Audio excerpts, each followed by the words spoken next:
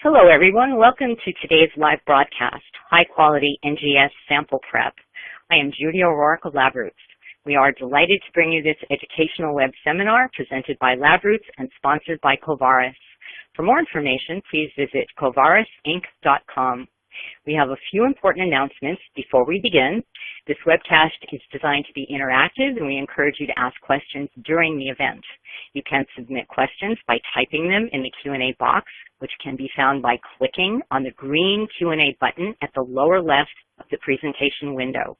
We'll try to answer as many questions as we can. You can enlarge the slide window by clicking on the screen icon in the lower right-hand corner of the slide window.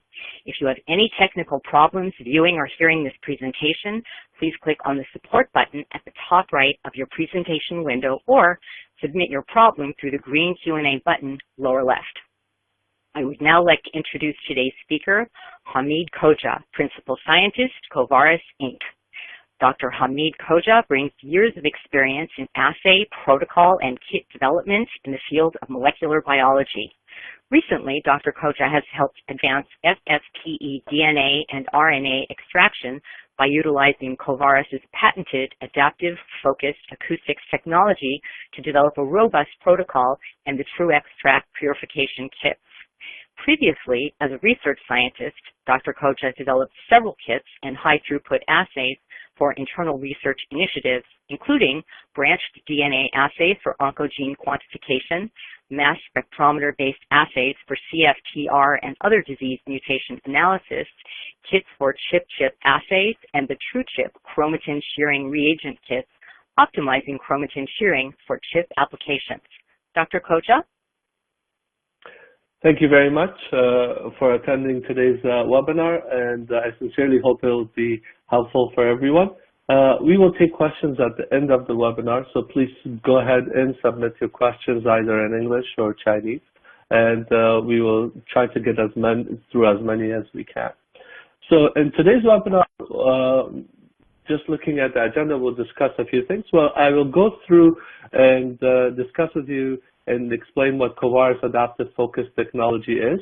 And we'll also go through some of the clinically important applications such as DNA and RNA shearing, NGS-grade FFPE, nucleic acid extraction, as well as chromatin shearing for chromatin immunoprecipitation. These two applications are vastly dependent on good quality sample prep for use in NGS, and we will go through these applications and how we have gone through and optimized these applications for use. So the first thing, Covaris Adaptive Focused Acoustics. The technology is based on highly developed technologies such as therapeutic ultrasound, as well as diagnostic ultrasound. Therapeutic ultrasound such as lithotripsy, which uses high-frequency acoustics to break kidney stones. Covaris technology is adaptive focus technology is a combination of both of these technologies, but it's optimized for biomolecule processing. The technology is a controlled cavitation-driven process, and we have over 50 patents issued and patents pending on the technology. Just to describe what cavitation is, so cavitation, simply put, is when you have acoustic waves traveling through a liquid medium, the pressure waves cause the dissolved gases to come out of solution as microscopic air bubbles. As these bubbles grow, oscillate, and collapse, they generate quite a bit of shearing forces. These shearing forces, control of these shearing forces allow you to transform acoustic energy into a mechanical energy. So below you see a video of a cavitation bubble bursting, as well as a picture of a cavitation bubble that's formed using a 60 Hertz transducer. So quite a few people tend to confuse Covaris Adaptive Focused Acoustics with sonicators. That is actually quite far from the truth. Covaris Adaptive Focused Acoustics, or AFA, as I will refer to it from now on, is different in a variety of different ways. First of all, if you look at the acoustic spectrum, it is quite different. In terms of the frequency, Covaris AFA operates at 500 kilohertz range. Traditional sonicators such as bath sonicators and probe sonicators tend to operate in 15 to 60 kilohertz frequency. In terms of the wavelength, these traditional sonicators tend to generate wavelengths that are 10 to 15 centimeters long, whereas Covaris technology generates wavelengths that are about a millimeter long. So therefore, it's very easy for Covaris technology to focus all the waves to acoustic waves to a very small sample tube.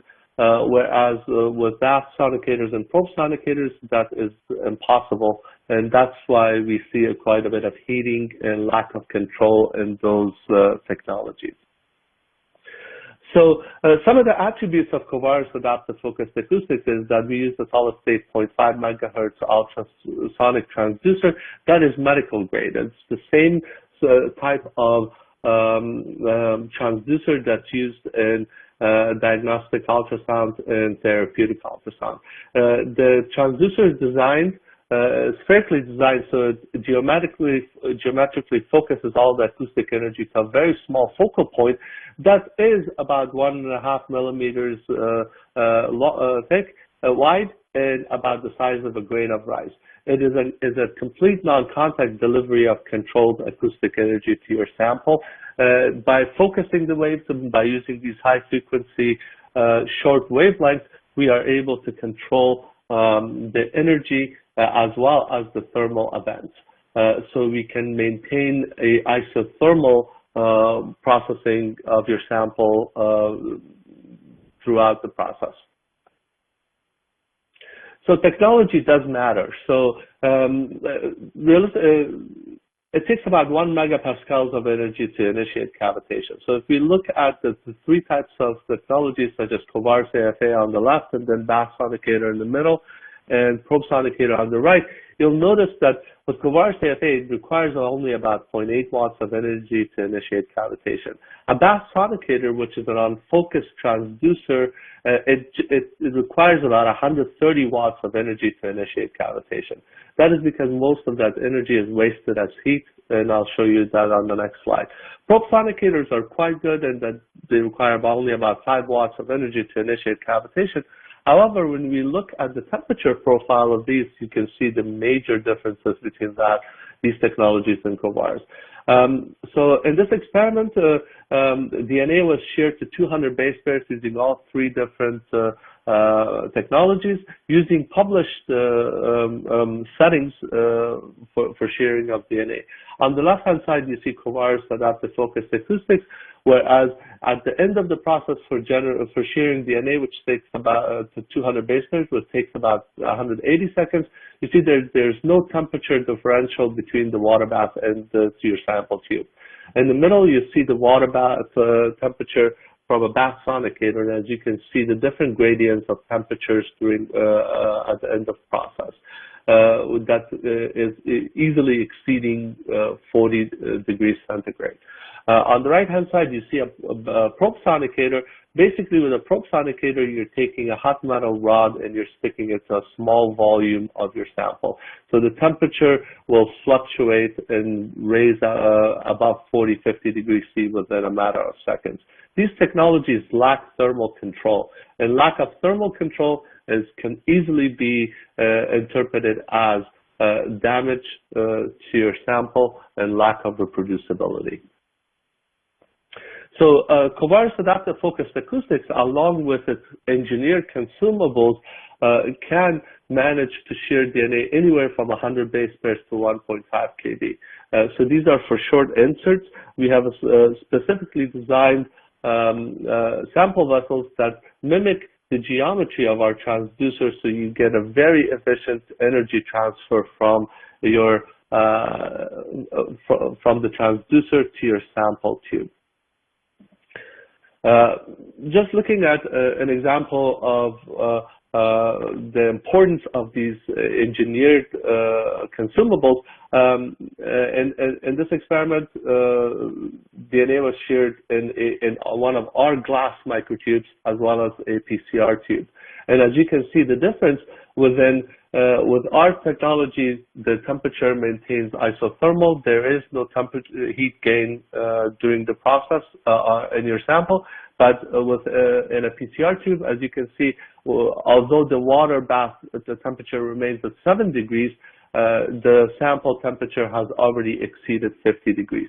The reason for this is that the polymers in almost all of the plastic consumables available absorb acoustic energy very readily and then transfer that energy as heat to your sample, and then they behave as and then they prevent the dissipation of heat from your sample tube back into the water bath. So temperature will increase over time. So let's look at the first application, which is NGS-grade DNA shearing. That is the critical first step in sample preparation for next generation sequencing. With Covaris the technology, which is an ideal controlled fragmentation system, the fragmentation is random, the distribution is very tight, and the recovery is quite high since it is completely non-contact. And the process is highly reproducible, not only from sample to sample and user to user, but from day to day and from instrument to instrument across different institutes and such. There is no cross-contamination or carryover contamination risk since everything is carried out in closed tubes. And a single platform can be used for shearing DNA from anywhere from 100 base pairs to 5 kb for sequencing fragment as well as mate paired library preparation. So you don't need different technologies or different types of platforms to achieve that. And the technology is very high throughput capable, and it is designed and engineered with fragmentation of fragmentation of DNA for NGS in line. Looking at some of the data, and I'll go through this quickly, is the technology is also very concentration independent. That is, you could shear DNA of a wide range of concentrations and still get, using a certain setting, and still get the same results. And in this experiment, you can see that DNA sheared at 5 micrograms, 2 micrograms, and 124 nanograms to 200 to 100 base pairs. And as you can see, it does not affect the distribution or average size of the fragment. The same is true when you're looking at 200 base pairs. It's completely concentration independent. And if you look at the 96 overlay of 200 base pair fragments, there are no dropouts, there are no outliers. It is highly reproducible, and it always generates the same fragment distribution and average fragment size. There are consumables for mate pair library preparation. These are libraries that are 1.5 to 5 kb. We do have specifically designed consumables to achieve 1.5 kb, 3 kb, and 5 kb DNA fragmentation. And looking at these are also very concentration independent. So in this experiment, you see the DNA ranging, amount ranging, mass ranging anywhere from 2 micrograms to 20 micrograms, sheared to 1.5 kb using the same setting without having any effect on the distribution or average size. It's always generating the 1.5 kb fragment regardless of the concentration. This is true for 3 kb fragmentation using the mini tube blues. Again, wide concentration range, the same exact setting used, and no effect on the size range and distribution by varying the concentration. This is something very unique to Covaris technology, and no other technologies such as bath and probe sonicators can achieve that, because a slight concentration difference will affect not only the shearing size range and distribution, but also the reproducibility. The same is true with 5 kb fragmentation. So here we see 5 kb fragments being generated using mini-tube breads. So we do also have G-tube, a product called G-tube, which is used to generate DNA fragments from 6 kb to 20 kb. This does not utilize adaptive focused acoustics, but it utilizes your tabletop centrifuge to shear DNA.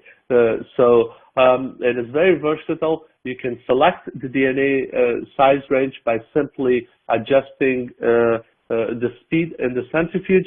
It's highly reproducible. It is very scalable and highly efficient. You can recover 90% of your material, greater than 90% of your material after shearing.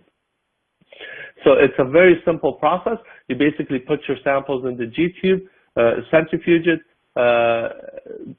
invert it 90 degrees, centrifuge it again, and recover your sample. So as you can see, by just adjusting the temperature, the RPM, you can adjust the size range of your DNA fragments.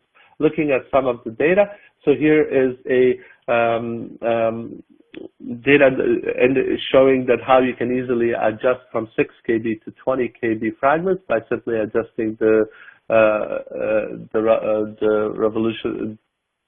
the speed of your centrifuge, and the bioanalyzer data is underneath.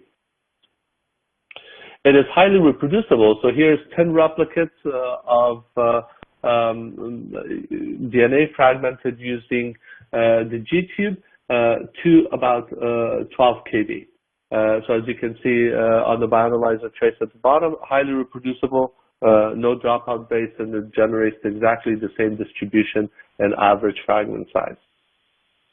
We also do have RNA fragmentation, which is a non-chemical. It's robust and highly reproducible and utilizes the same adaptive focused acoustics to shear RNA, just like DNA. There are quite a few publications out in which scientists have opted to using this method to fragment RNA for RNA-seq applications instead of using the chemical methods, which require quite a bit of cleanup and quite a high loss of sample during the cleanup steps.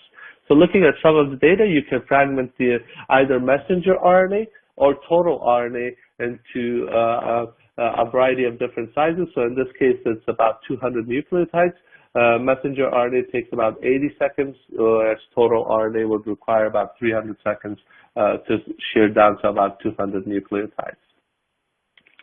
So Covaris Adaptive Focused Acoustics is a complete fragmentation system for clinically relevant samples. It is concentration-independent DNA shearing, random isothermal shearing that from anywhere from 100 base pairs to 20 kb. It's highly reproducible. There's no risk of cross-contamination or carryover contamination.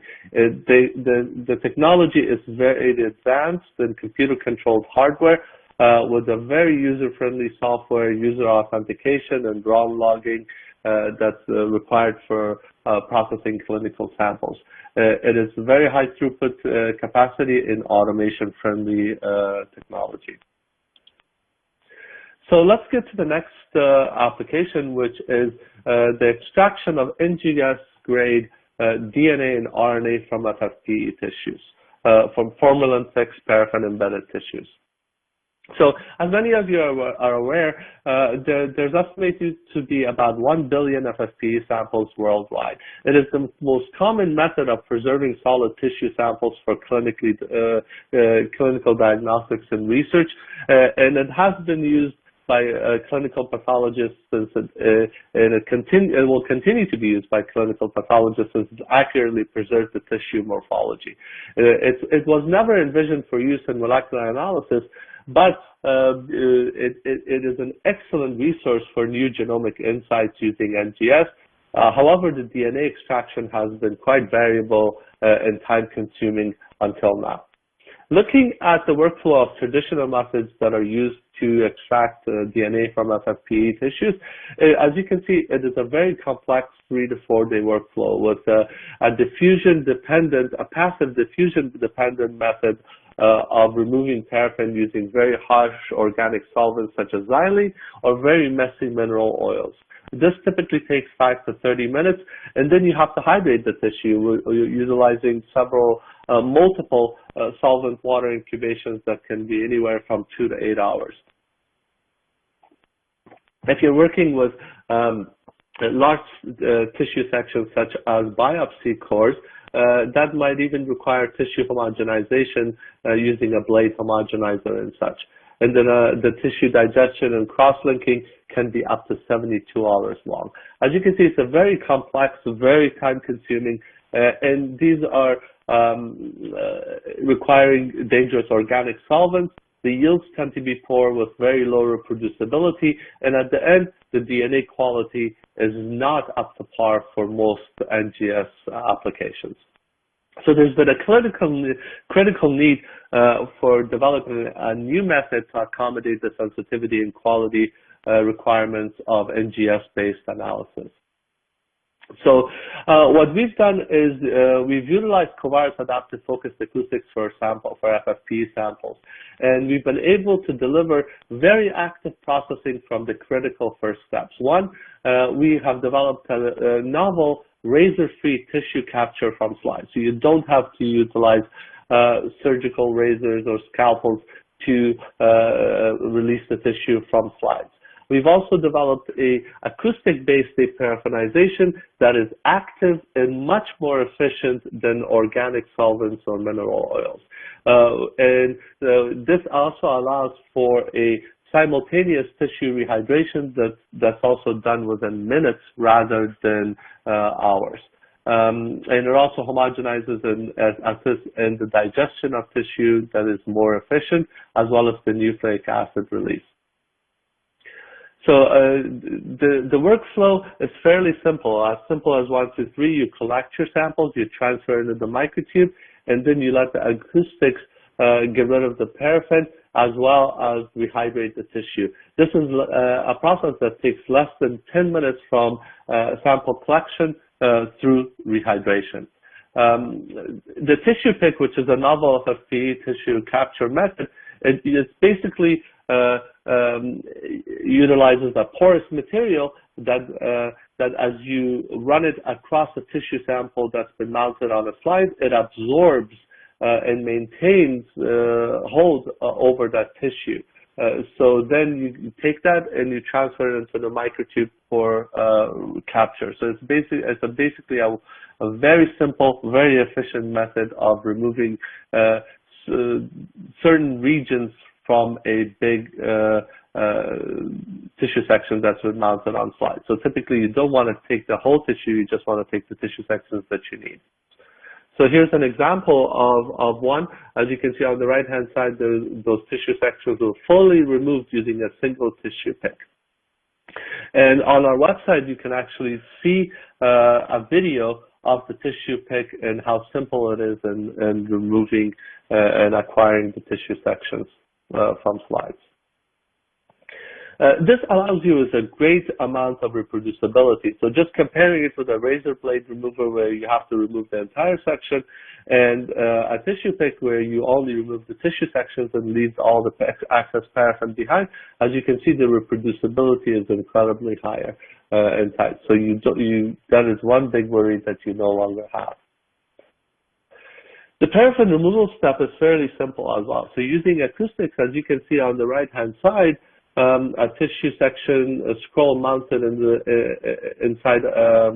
placed inside a microtube, and then you can see after about a 300-second processing, all the paraffin is released from the tissue as very small, about 25 micron and less particles that remain suspended in solution and are inert and will not affect the subsequent processing.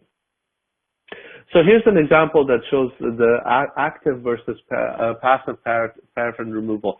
On the right-hand side, you see an untreated slide. In the middle, you see a section that's been treated with Covaris AFA to remove the paraffin. And on the right-hand side, you see a panel that has used xylene to remove the paraffin. And as you can see, based on the autofluorescence, that section has quite a bit of fluorescence left over, which means there's quite a bit of paraffin still adhering to the tissue section. The problem with this is that if you cannot remove the paraffin completely, then inefficiently, then it's impossible for that tissue to become hydrated, and therefore it's not accessible for protease K digest and nucleic acid release. So by just that one step can easily affect not only the yield, but also the quality of the material that you're extracting, but also the type of DNA that you're extracting. And I'll show that more in the sequencing results in a little bit. So with the truXTRAC nucleic acid FFPE DNA and RNA extraction systems, with the DNA extraction system, you can use either biopsy cores of 1.2 millimeters or less, or you could use scrolls or with thickness of up to 25 microns, or you could use captured tissue sections from mountain slides. The kit allows you 3 different DNA purification options. The first option, option A, allows you to shear and extract the DNA at the same time. You can extract DNA to 150 base pairs, 200 base pairs, 300 base pairs, so you shear and extract at the same time. There is no transfer steps, and it has a very high DNA extraction yield for the process. Excuse me. Option B allows you to extract larger DNA fragments. This is typically about 2 kb, and option B is typically chosen by people who do microarray analysis or PCR or qPCR-based analysis, in which they require the larger fragments of DNA extracted from FFPE tissue. There's also option C, which allows you to extract genomic DNA as large of a fragment as possible. And in our hands, this typically gives us fragments of about 8 kb with a distribution of all the way up to about 17 to 20 kb fragments. Of course, the quality of your FFPE slides make a difference on the quality and size range that you can extract. So there's 3 different metrics that are used to assess quality of FFPE.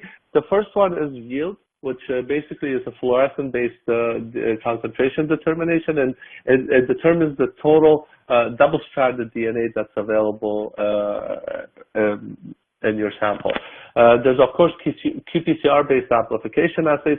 These tell you the total amplifiable DNA yield. And this the quality measured by qPCR closely resembles the effect of sequencing, because it is polymerase-based.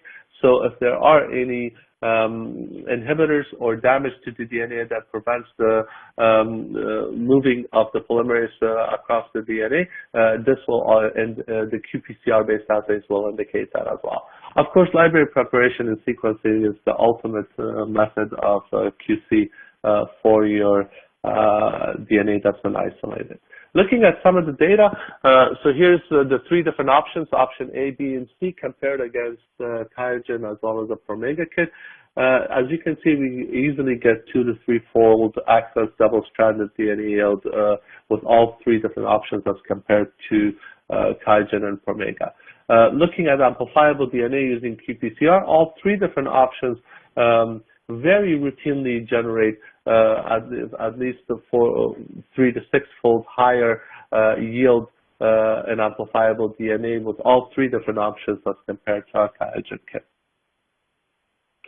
So we carried out an experiment in terms of sequencing to see if the results that we've seen in terms of yield also translate to sequencing results in terms of coverage and size. So what we did was we took kidney and uterus FFPE tissue sections as well as matched frozen tissue from the same patient obtained from the CHTN in Philadelphia. 10 sections were cut from each block. Odd number sections were processed using a QIAGEN QIAP, and even number sections were processed using Covaris truXTRAC. And we sequenced those using whole genome 2x100 base pair sequencing on an Illumina HiSeq. Looking at the data, and comparing it for fresh frozen tissue from the same patient, you can see that the QIAGEN FFPE tissue sections have a dramatically reduced coverage over 10x across the genome, and this is more pronounced in areas and and chromosomes that are quite gene-rich. So looking at chromosome 19 coverage, which is the most gene-rich chromosome in the human genome, you can see that the QIAGEN FFPE sections that were purified using QIAGEN are very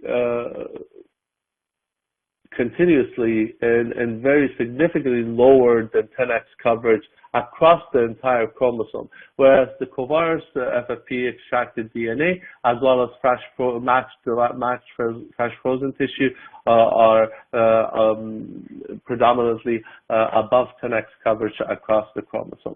So this tells us that there is a bias involved in your DNA extraction when you are not extracting your DNA efficiently. If there is paraffin left over, if you're not doing if the reverse cross-linking is not as efficient, then you are biasing your extraction results. And of course, sequencing coverage is more uniform. So as you can see, here is the QIAGEN compared to Covaris, as well as fresh frozen tissue. You'll notice that the Covaris FFPE DNA and fresh frozen tissue are much more uniform in sequencing as compared to the QIAGEN FFPE. So those results were all in-house generated, but there was a poster from Dana-Farber at the AACR in 2014, and they basically did a very similar experiment, and their findings were very similar. So they found that in their hands, they were getting yields that were up to 6 times higher than the method, which was QIAGEN, and they also said that the DNA was more readily available for PCR amplification, the less GC bias, and their library complexity was higher. So this is exactly their abstract for the poster that they submitted. So the same group, just a month or two later from the AACR, they published this paper in Blood, in which they used the Covaris truXTRAC for DNA extraction from FFPE tissue sections. Just a few months ago, the Nakamura lab at the University of Chicago, they also published a paper in Clinical Cancer Research, in which they used our technology for extracting DNA for their clinical samples. In their hands, based on what they had told us, with some samples, they were getting up to a 10-fold increase in yield as compared to the QIAGEN method. So this process is very automation ready. We have been able to automate this process using a Perkin-Elmer, the Chemagen, and you can easily extract 96 samples in less than 5 hours, extract DNA. It's very scalable, and it can be fully automated, and it features basically a very high yield, high quality, and high amplifiable DNA. You could do it either in a single sample using the kit, or you can utilize the automation one. Automation by using Chemagen, which is a bead extraction method. So in this data, we compared the two across a wide range of different tissue samples using an automated as well as a manual method. And as you can see, they're very much similar in terms of the yield for each of those section types. There is an RNA extraction kit as well, so it is very simple and automatable and very similar to the DNA extraction kit. It involves active paraffin removal. You can use it separately or in conjunction with the truXTRAC FFPE DNA and RNA from the same tissue sections. And looking at some of the data, and here's two different kidney sections, comparing it to a QIAGEN. Using a qubit analysis, you can see that the yields are significantly higher by up to 100%, but using RT-PCR method, we see an improvement of over 200% in terms of amplifiable, good quality RNA. Same is true with other tissue sections, such as kidney and lung. So in this case, we're looking at the qubit assay in terms of the yield. We're looking at RT-PCR, but also DV200, which is significantly higher as compared to a QIAGEN extracted method. DV200 is the method that's now being utilized by Illumina for determining the quality of RNA products from FFPE. So the constant, it's basically a percentage of the materials over 200 nucleotides. Okay. So the two-extraction nucleic acid system is a standardized workflow for NGS-grade nucleic acid extraction from FFPE tissues. It's a highly efficient AFA-based paraffin removal, which is robust and does not utilize hazardous organic solvents. It's a complete tissue hydration system, which enables complete per-NASK digestion, and it therefore results in a maximal nucleic acid release and quality. It does generate NGS quality nucleic acids. So NGS grade, it's basically uniform. It will always generate uniform genome coverage, and the library complexity will be very high and unbiased.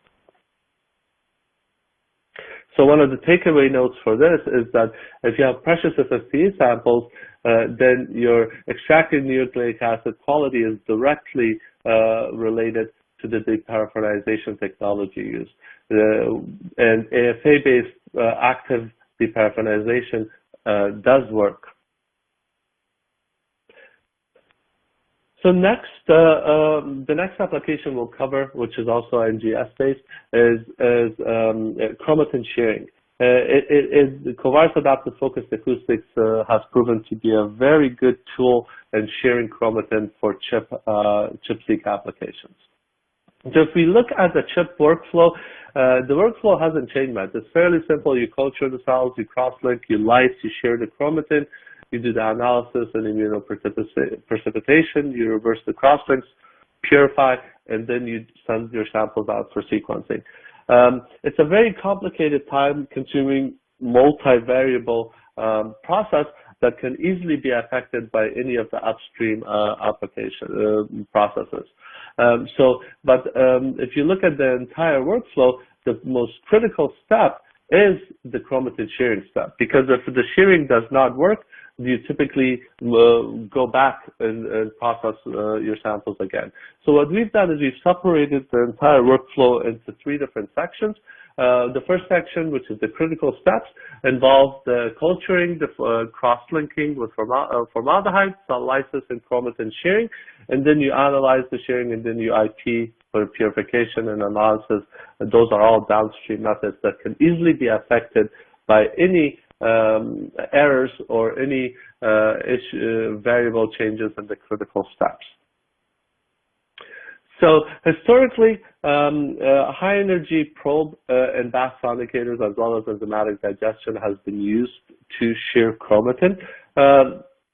These methods do have their drawbacks. Enzymatic method does have a fragmentation bias that's been in publication. It generates a very low resolution map of your epitope binding, but it cannot be used with fixed chromatin because fixation does cause steric hindrance that prevents the enzymatic digest. Bath sonicators are very high energy. They have thermal control issues and reproducibility issues, as many of you who have used bath sonicators for chip would have noted. Bath sonicators, also the transducers, tend to degrade over time, so the same applications or the same processing that gave you great results previously would no longer do so. Probe sonicators, basically, as I mentioned earlier, you're basically putting in a hot metal rod in contact with a limited sample. So thermal control is very difficult with a probe sonicator. Also, there's also cross-contamination issues because it is a contact-based method. And then there's Covaris Adaptive Focused Acoustics, which is a focus controllable energy source. It's isothermal, it's closed tube processing, and very reproducible. So optimizing the critical first steps, it does improve the reproducibility while maintaining the epitope integrity, which is important in chip. So the critical steps of chip sample preparation, first one is optimizing formaldehyde fixation. The first thing is the use of methanol-free formaldehyde. Too many labs use methanol stabilized formaldehyde, which is the wrong type of formaldehyde to use. And also, you want to use a fixation buffer that prevents the cells from clumping during fixation. The second step, optimized lysis. You want to be able to use a lysis method that's gentle, that will lyse the cells but maintain the nuclei intact so that you could have a good nuclei isolation. And the third being optimized chromatin shearing. You want to shear the chromatin while maintaining the epitope integrity without ripping the proteins from the DNA. And you also want to eliminate the need to dilute the chromatin prior to IP. So the effects of methanol in chromatin fixation is profound. Methanol itself is a fixative, but it also increases the cell's permeability, so it makes the fixation, it renders the fixation even more potent. So here's an example in which we fixed some cells with methanol containing formaldehyde as compared to methanol-free, and as you can see the difference in terms of the shearing profile and shearing time course, you can see the difference that with methanol containing formaldehyde, which is in the bottom panel, you can see that the chromatin is fairly overfixed during that same time. And the problem with that overfixed chromatin is that it still serves as a great source for IP. So therefore, those large fragments are IP preferentially over your small fragment, therefore requiring a secondary shearing before your sequencing. And that reduces the resolution of your ChIP-seq. So fixation is very much cell line dependent. All cells do not fix the same way, and you have to empirically determine the optimal fixation time for your cell type. It is also epitope dependent. Some proteins, not all proteins fix the same way, and overfixation can affect antibody binding because overfixation can change the protein shape. Therefore, some proteins will not be recognized as efficiently by antibody. So by reducing the fixation time, you're making more chromatin available for your shearing. So in this experiment, there's a time course of fixation from 0 to 20 minutes. And as you can see, as you increase the fixation time, you increase the percent of fragments that are about 2 kb, which in our case, it shows the extent of overfixation. Looking at that more graphically, as you can see, as you fix for longer than 5 minutes, you have a significant reduction in the amount of fragments that are sheared to the 150 to 700 base pairs, which is optimal for ChIP-seq. And at the same time, you're increasing the percentage of fragments that are 700 to 7 kb, which shows the overfixed chromatin that is highly resistant to shearing, but it still maintains quite a bit of its epigenicity, which means it'll always get pulled down preferentially over the smaller sheared fragments that might contain a single epitope. Overfixation also affects non-specific binding of epitopes. So as you overfix, and this has been published previously, you significantly increase the background IP. And the implications of this is that you can get really false positive IP signal in both ChIP-seq and ChIP-qPCR, but you can also mask weak epitope interactions due to the increased in background. You can utilize, by having the fixation optimized, you can use the same protocol for IP for checking for histone modification and rare transcripts. And this example of looking after 30 minutes, you can see that after 10 minutes you have a severe reduction in histone modification IP. And the same is true that after about 5 minutes, if you're looking for transcription factors, the IP drops the IP efficiency drops significantly after 5-minute fixation. So it's always advised that you empirically determine the optimal fixation time for your cell line and your epitope of interest. Looking at some of the examples of lysis, so the lysis versus nuclei preparation versus one-step lysis. So in this experiment, as you can see, that not doing a nuclei prep and trying to lyse and shear at the same time using a Covaris system does not work, because that methodology was developed for bath and probe sonicators that destroy everything. So in this case, let's say 10-minute cross-linking and shearing on the left panel, as you can see, you're getting a very nice gradual reduction in size over time. So with a probe sonicator, whereas it takes 40 minutes to shear down to 100 and 300 base pairs, with a Covaris Acoustics AFA, you can achieve that in 12 minutes. There's also other methods of lysis, lysing the cells, which is an osmotic-based lysis using a mild detergent method. Osmotic-based lysis works well with large cells, such as HAP-G2 and so on, but with small cells such as 293s and blood-dried cells, it just does not work. Osmotic lysis does not work as efficiently, therefore you cannot get good shearing. So in this case, an osmotic lysis protocol on the left-hand side was used with a Covaris technology, and it just does not work. So as you can see that if you're using a mild detergent nuclei isolation method, within 8 minutes you're getting most of your fragments sheared down to between 100 and 400 base pairs in this case. So good shearing, you proceed to IP. Bad shearing, you go back and repeat the whole process. So it is very possible to be able to optimize this whole process within a matter of a week. Shearing buffer also has an effect on IP. So in this experiment, DNA chromatin was sheared using varying SDS concentration and then normalized, and then we did an IP using SUS12 transcription factor. As you can see, if you shear with a greater SDS concentration, you're solubilizing more of your epitope, so therefore your enrichment will be significantly reduced. So the less SDS you use, the less detergent you use in your shearing buffer, the greater the amount of epitope you'll have left for IP. So some of the shearing optimization tips, they always use a bioanalyzer for shearing size range analysis. Because agarose gel is too variable and easily affected by not only by the percentage of the gel, but also by voltage that you run it, the gel, and also the sample concentration that's been loaded. If you notice 100 to 200 base pair fragments right away, then that's a great sign to show that you are over shearing using too much energy.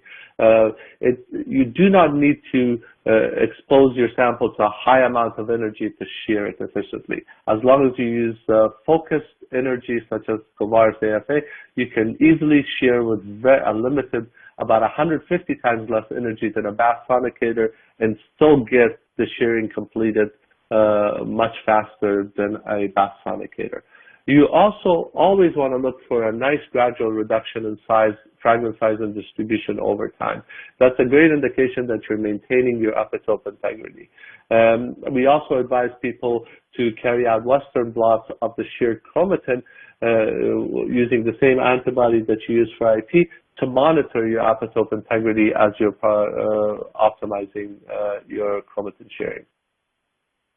So thermal control is very important. So the smaller the fragment that you want to shear your chromatin to, the greater the amount of energy that you have to put in. But if you cannot control that energy, then you easily can damage your DNA and chromatin.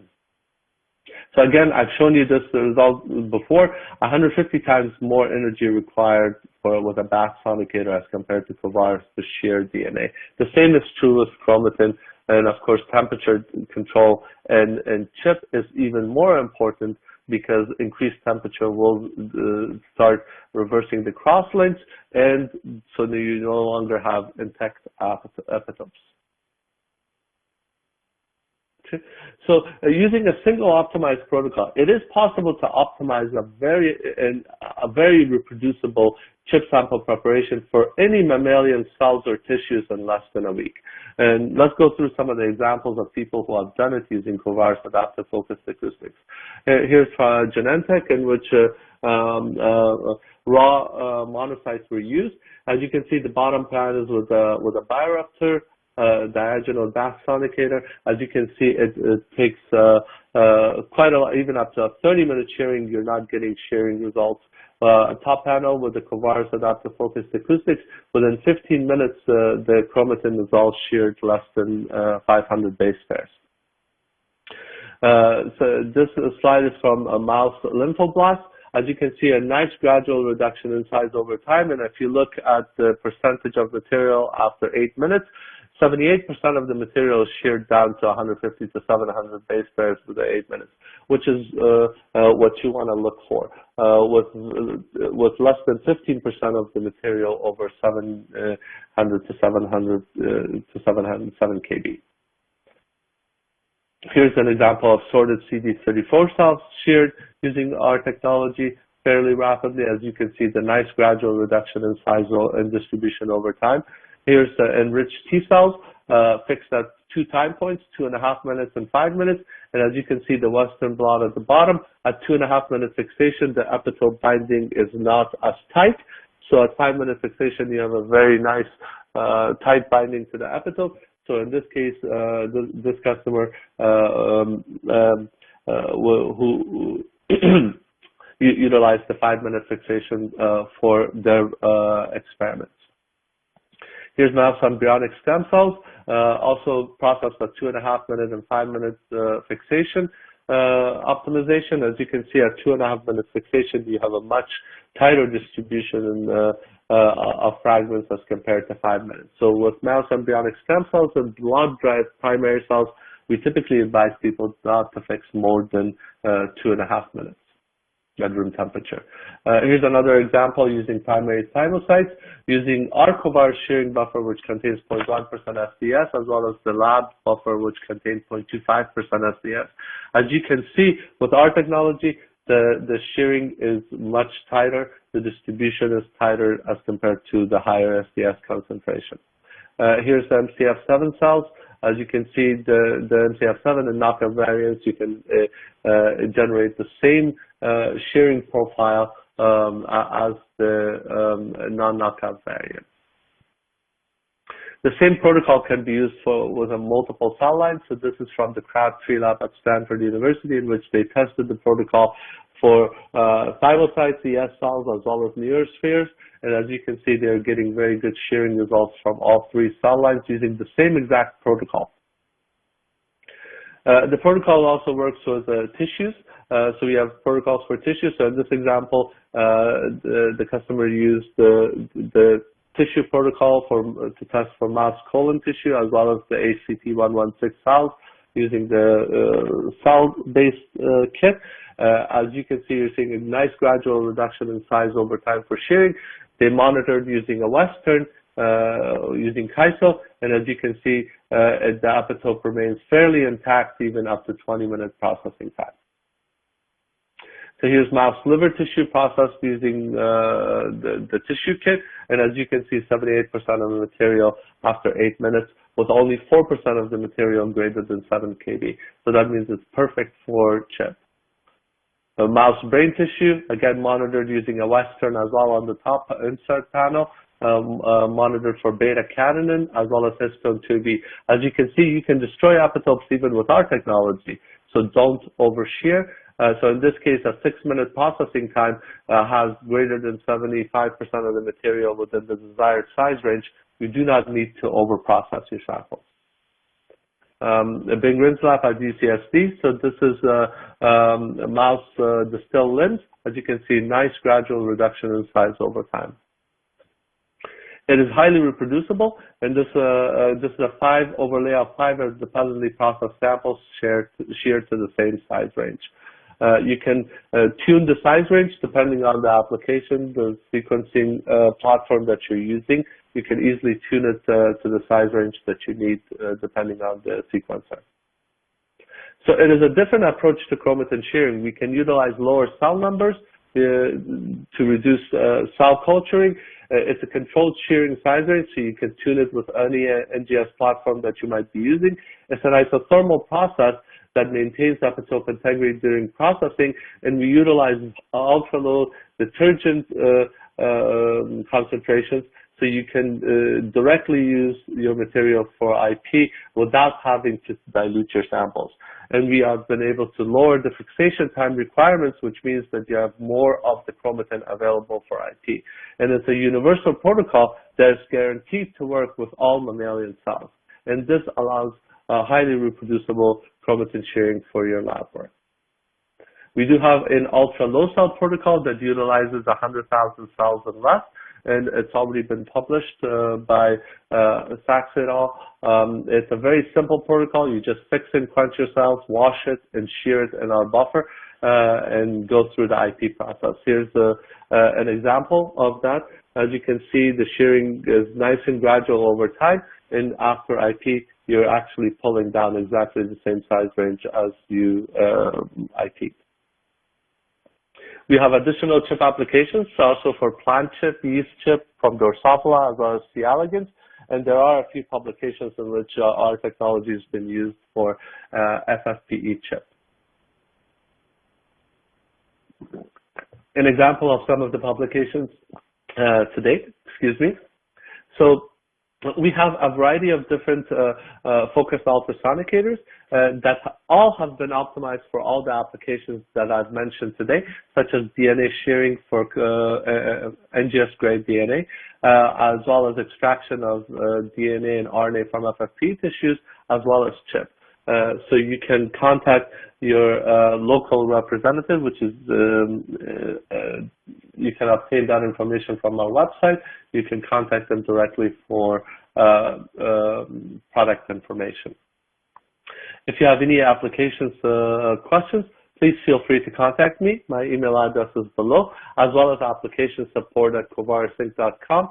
If you have any questions with regards to technical support, you can access technical support at covaris.com.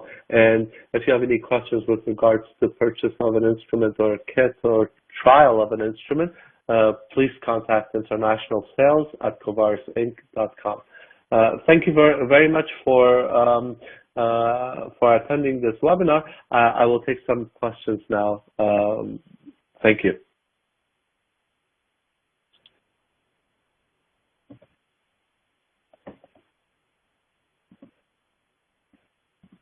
I have my colleague, Shawen. If you have submitted questions in Chinese, he will be translating for me for the Q&A session. Thank you very much.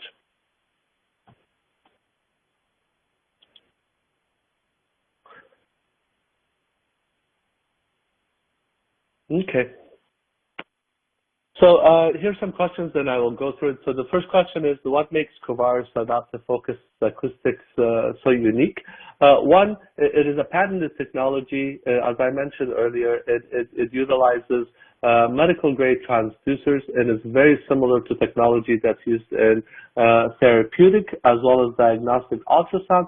We focus all the acoustic energy to a very small focal point. We control the heat. It's an isothermal method of processing, so it's quite unique method of processing your samples very efficiently and very reproducibly.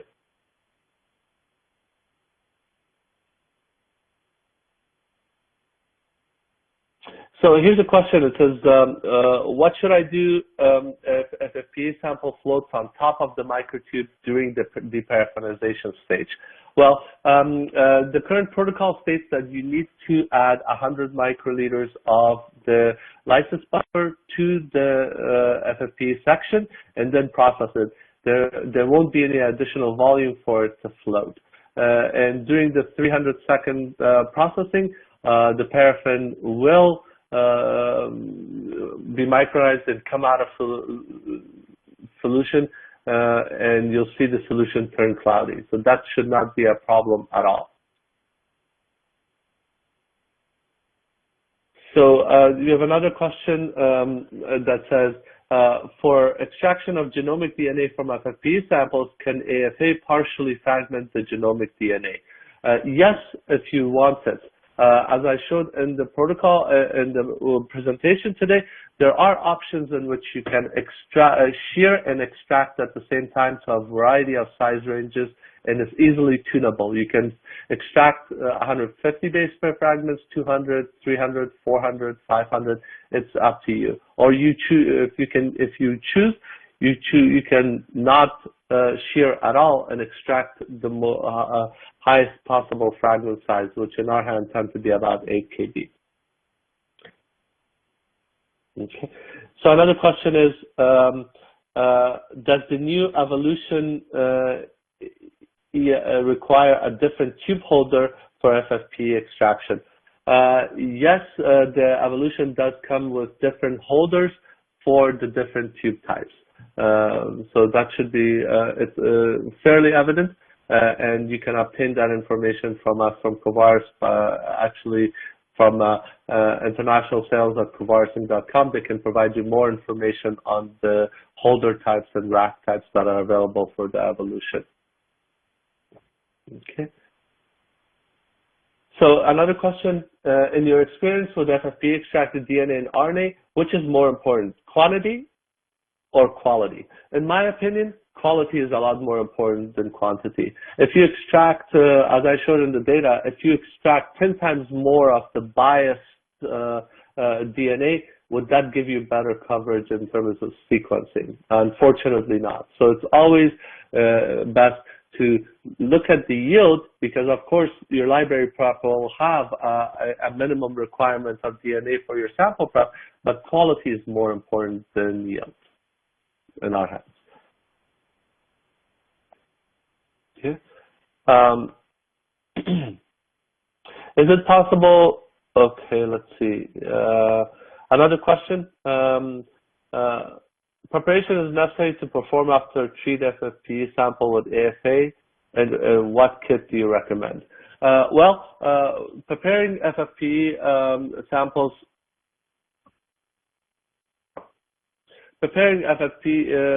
using truXTRAC, it's from tissue section to purified DNA. So you don't need another kit to prepare your DNA. If you're talking about library prep, there are multiple kits out there for library prep.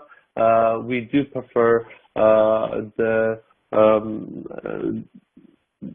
kappa hyper kits for the low input amount DNA. Okay. Let's see. All right. It says you showed that when you use Covaris AFA to remove the paraffin, what happens to the paraffin once removed?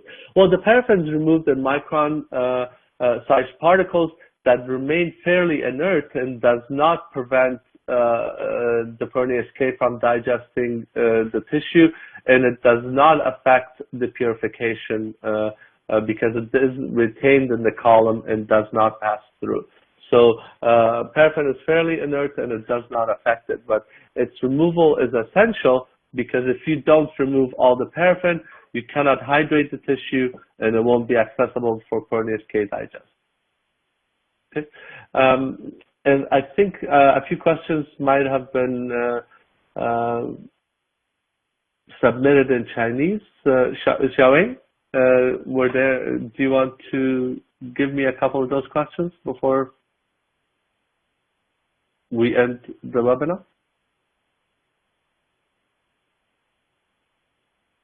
Okay. It seems that we've run out of time.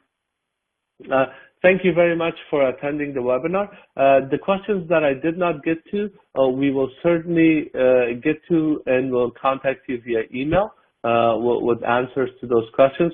Once again, thank you very much for attending this webinar, and we very much look forward to talking to you further on these applications. Thank you.